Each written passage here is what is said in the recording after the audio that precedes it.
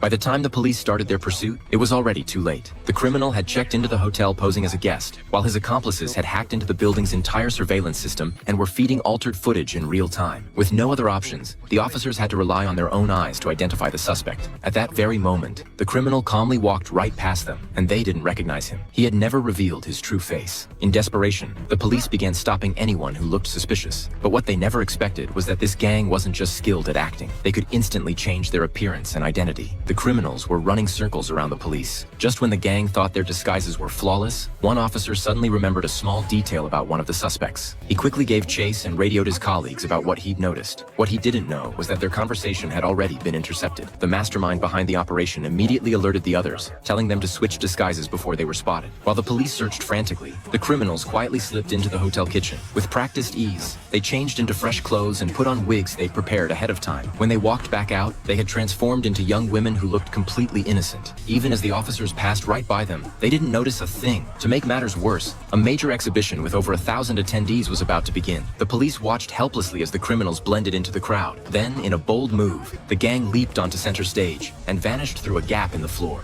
The police were furious.